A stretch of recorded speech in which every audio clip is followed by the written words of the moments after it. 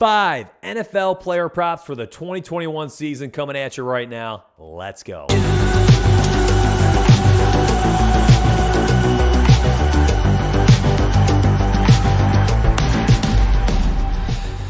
Listen, friends, it's been a minute since I've been here on YouTube. I missed you. I'm back for the NFL season. You're going to see me a ton here. Hit the like button, hit the sub button, drop a comment down below. Let me know how much you agree or disagree with my 5 picks today.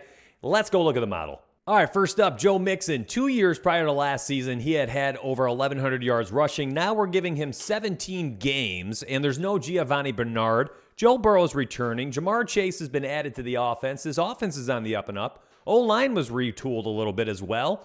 I think the Bengals offense is going to take a step forward. I think Joe Mixon is going to be one of the main proponents of this offense in 2021.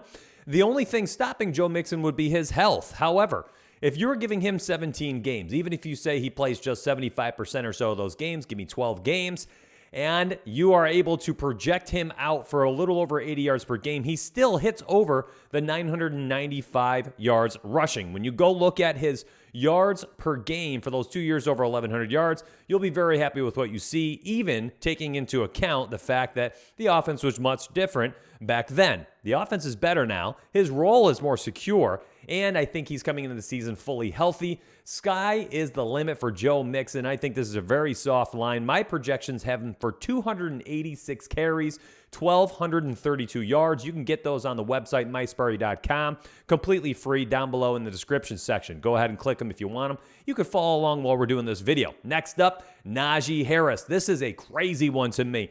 This guy is due for a monster workload. Coaching staff has already said they want to give him the ball a ton. Clearly, we saw Big Ben fall apart towards the end of the season. Defenses were picking him off left and right, reading his passes. He couldn't push the ball down the field. He looks terrible so far in camp. Can't get the ball down the field as well. Najee Harris is going to become the focal point of this offense. Even with all of those wide receivers that look electric on the outside and inside, Deontay Johnson, these guys look good, right? But Big Ben just doesn't. His arm is falling apart. Already looked like he was going to retire coming into this season. Came back for one more. Looks like potentially this is his last year, and I think that they're going to try to protect him a little bit this season. So Najee Harris is going to get fed. Now, I'm not entirely high on running backs in the rookie years, like a lot of people do. They get super excited. Clyde Edwards-Helaire last season, and I'm just not one of those guys. I think rookie season is just more difficult. I know the running back position often is one where rookies can excel, but we haven't seen that in a long time. Mostly because of workload. It's not like Clyde Edwards-Helaire did not look good last year. It looked great, just didn't get the touches. Najee Harris comes into a spot where I think he honestly slides right in there to a spot where he's just going to get fed. I currently have him at 17.59 carries per game. That's kind of a funky number, but a massive 63% market share in that backfield is phenomenal. That is top 12 at the position this year in his rookie year. That produces 299 carries for 1,376 yards. I think it's a monstrous season. I have him as my 10th overall rated running back this year. You can grab those projections again if you want to see the full data list down below. So I'm going over 990 yards rushing, over 995 on Joe Mixon. Over is more fun, right? Let's keep going. Now, Derrick Henry at 13.5 rushing touchdowns makes 0 sense to me for an offense on the up and up with Julio Jones joining the team. And I think that we are likely going to see Derrick Henry get scaled back a little bit this season. However, my friends, I don't think it matters. Let me ask you a question. Even if they take away, let's say, 20% of his carries, which would be a healthy amount, we're looking at about 70, 80 carries removed. And you're looking at a guy who still gets 270, 280 carries. Are they ever going to take him off the goal line?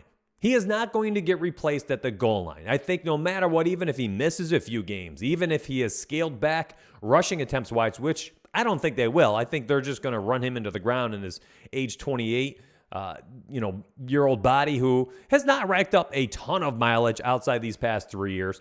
And I think that honestly, listen, the guy could have 270 carries, still rack up 15, 16 touchdowns. We've seen him rush for 16 and 17 touchdowns over the last 2 years. There's nothing that stops him this year other than his own health. And again, even if they scale back his carries and give him, simply about 15 per game, that's not even a ton, right? 15 per game would still be 255 carries on the season. So conceivably, if they gave him 16 or so, you're still looking at 272 carries.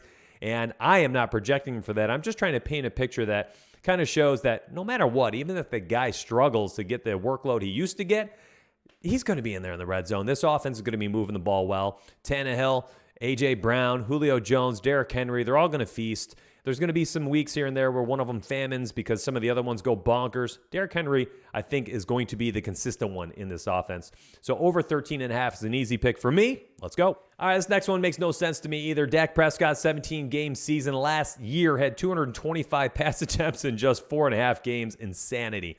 I think this year, and by the way, the year before they had 596 passing attempts. So even if you were to take the previous season where he averaged 35 passing attempts per game and you add an extra game, 17 games this year, do not forget that. So you add that extra game and that would have put him at 631 passing attempts. Now, I think this offense continues to pass the ball more and more this year. I think they're going to scale back Zeke a little bit. Tony Pollard's going to get mixed in a wee bit. CeeDee Lamb's taking a step forward. Michael Gallup looking much better with Dak Prescott under center. And, of course, Amari Cooper out there as well. And they get Blake Jarwin returning. Dalton Schultz looked good last season as well in relief. Offensive line has been worked on. They are a little bit healthier than last year as well. This offense is going to look great. And I actually have Dak Prescott leading the NFL in pass attempts at 658 this year. Listen, 4,900 yards he passed for in 16 games 2 years ago. Last season, he would have passed for an astronomical amount, close to 6,000. Had his prorated stats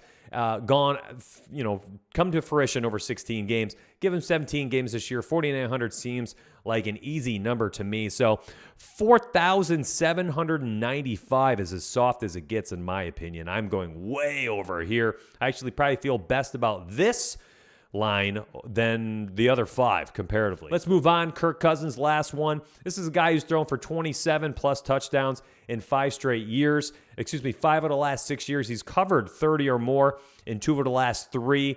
And they have his line here at 28.5. That's a pretty decent line, but Kirk Cousins has been incredibly efficient in Minnesota. Justin Jefferson, Adam Thielen looking great out there. Irv Smith Jr.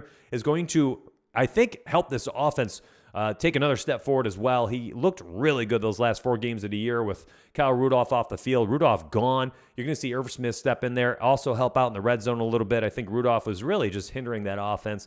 Could not move around like he used to. I think that Kirk Cousins here at 28.5 is kind of soft. Now, let me read off the numbers I have for Kirk for the season. When I'm looking at Kirk Cousins, I have him at 535 pass attempts. That's just a few more than he had last year, where he threw 33 touchdowns. This year, I have him projected for 33 again. Had 4,491 yards passing last season. Very efficient ball. And I think this year is going to be no different. Now, his touchdown rate is one of the best in NFL history. He has top 25 all-time in touchdown rate. League average is right around 4.7 to 4.8% over the last 3 years. He has been over 5% with the Vikings. I don't see any reason why that changes this year.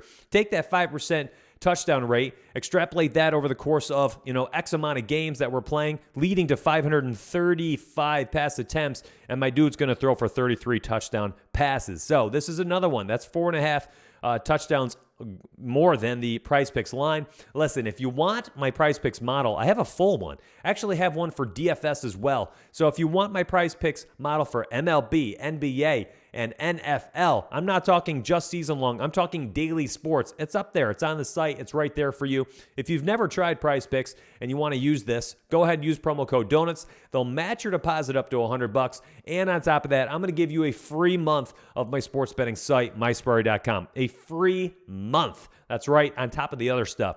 Now, if you don't want to play just Prize Picks, you want to play some of these other things, and you want to, use my models to go ahead and play all things props, all things sides, totals, we have that as well. Give it a look. I hope to see you on the inside, my friends. Have a great day. Hit that sub button on the way off if you enjoyed today's video. Again, hit the like button, drop a comment down below. Let me know which one you feel best about, which one you feel worst about. Take care.